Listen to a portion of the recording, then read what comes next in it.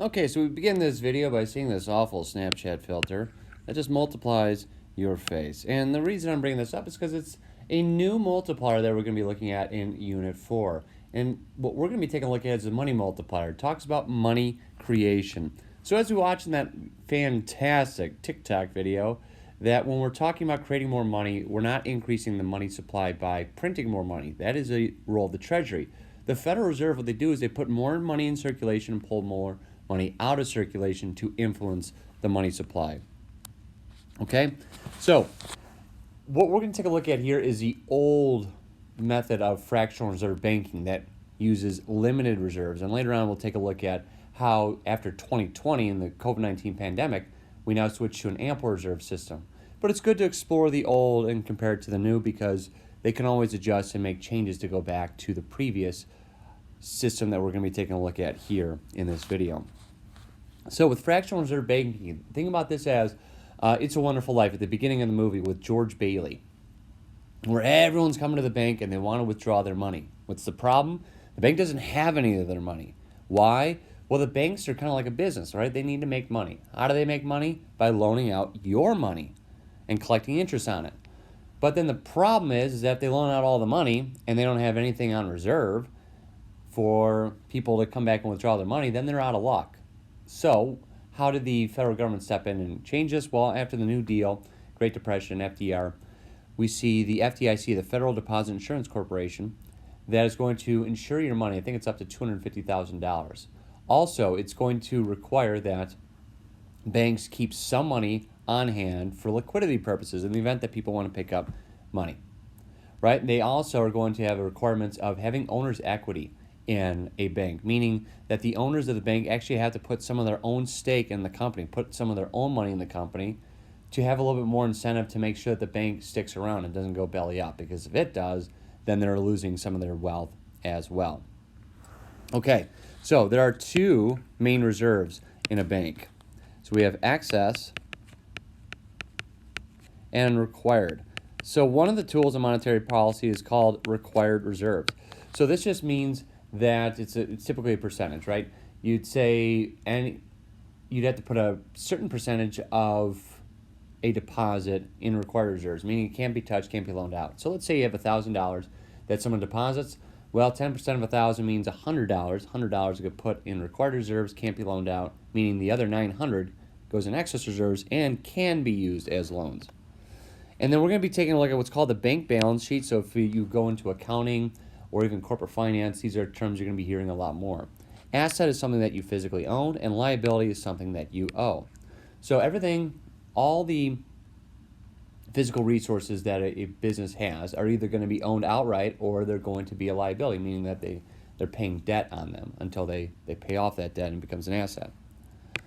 Required reserve ratio is one of the three tools of monetary policy. We'll talk about the other two of open market operations and the discount window. And then the money multiplier we'll get into as well. It's very similar to the spending multiplier in its application. And to find that, that's just going to be 1 over the required reserve ratio. And then what are two ways that the money supply is different than the monetary base? So the monetary base is how the Federal Reserve influences the money supply. So what they do is they change the amount of money that's in bank reserves, and then they allow banks to lend more of that money out. So think about it as just kind of like a dam, right? And the higher up the dam means less water or less money is going to be able to get through.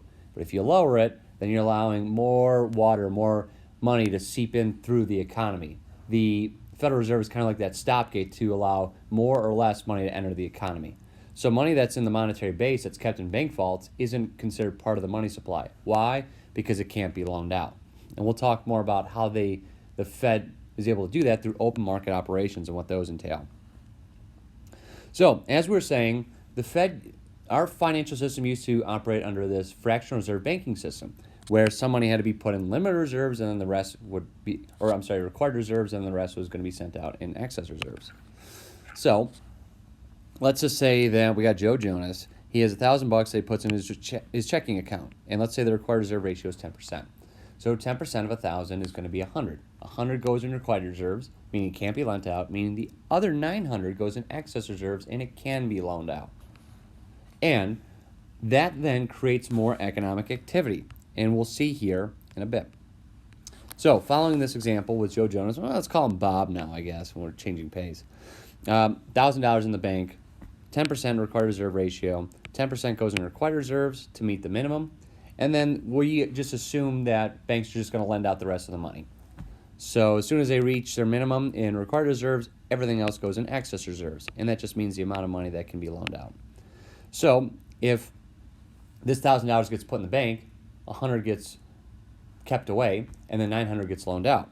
Then it gets loaned out to another bank. Then that bank is going to have to be required to save part of it, and then they are allowed to give out the rest of it as a loan. And remember, it's still 10%. So you just keep going down the line. So that $900 then goes to the next bank, and then we see that they must hang on to 10% of that. So 10% of 900 is 90, and then the rest of it gets loaned out as $810. Then that $810, 10% of it gets saved, the rest gets lent out.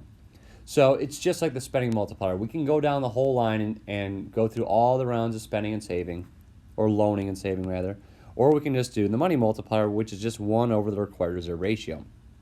So we see that the required reserve ratio is 10%, 1 over the required reserve ratio is 1 over 0.1, so we have a money multiplier of 10.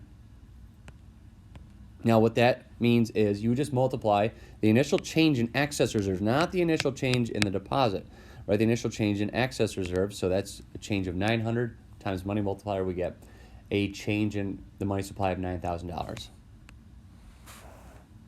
Okay, now since we have Bob depositing money, putting this money in the bank, it's going to increase the money supply by $9,000. Why? Because you're putting more money in the bank that can then be loaned out. You're increasing the amount of loanable funds. But if Bob withdrew that money, then that means there's less money that the banks can then lend out, meaning there's less ability for the money to change hands, less velocity of money. So if Bob withdraws that $1,000, then we'll see excess reserves are going to fall by 900 and required reserves are going to fall by 100, and then the money supply is actually going to decrease by 9,000 because there's less money that can be lent out. All right, so checking accounts are called demand deposits because you deposit money in them and you can demand that money back whenever you want. So this is seen as a liability to the bank because the bank doesn't technically own our money. We do. They just use it to make loans, and they provide a service of securing it and making sure it's safe. But it is a liability because at any moment we can come back and demand our money back. And here's just a good visual to show the difference between the monetary base and the money supply. So we see that the common theme between the monetary base and the money supply is just currency in circulation, and then money that's specifically kept in bank reserves. So commercial banks can put some of their money at the Federal Reserve, and if that's the case, it's safeguarded. It can earn an interest rate for the commercial bank, but it's not generating any economic activity because it can't be loaned out. That's why money that's kept in the bank reserves isn't actually a part of the money supply. So why don't we take a look at the bank balance sheets? So on the left, we have total assets. These are things that the bank actually owns, right? And then liabilities are demand deposits, checking accounts. They don't actually own them because at any moment people can withdraw their money. And then owner's equity is just the amount of stake that the owners of the bank have in the bank itself. So if you were to take an accounting class, we'd have assets equals liabilities plus owner's equity. They should balance out because everything that is considered an asset for the bank is either debt or it's either owned by the individual owners of the company. So in other words, these two must equal. So now let's take a look here. Let's say Bob deposits $1,000 into his demand deposit. So that's a checking account. So what is the required reserve ratio? Well, they don't tell us, but here's how we're able to infer what that is. We see that there's $20,000 in the checking account, in the demand deposits. And we see that required reserves right now are 2%.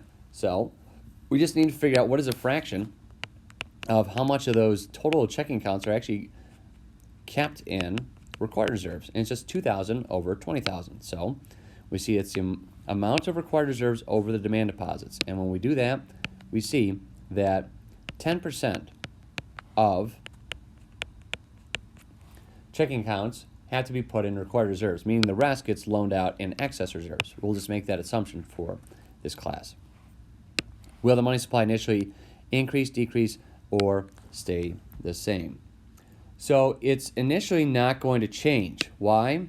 Because all Bob is doing is just moving his money from cash to his checking account. Just think about it this way. If you have $1,000 in your left pocket and then you move it to your right pocket, you don't have $2,000 now. All you did was just move the spot of where it's at. So nothing changes initially to the money supply. How much is required reserves after the deposit? So if it's $1,000, 10% has to go into required reserves. So we now see that required reserves will increase to 2,100. They increase by 1,000 or 100. I'm sorry. Meaning the rest goes into excess reserves. So now excess reserves increase to 3,900. And we see that the bank balance sheet's still balanced because demand deposits increased to 21,000 and required reserves increased to 2,100 and excess reserves increased to 3,900. So assets still equals liabilities and owner's equity. So now how much can the bank lend out? They can now lend out an additional 900. Why not 1,000? Because 100 has to go in required reserves. It has to be safe to give the bank more liquidity in case people want to withdraw their money. They need to have cash on hand.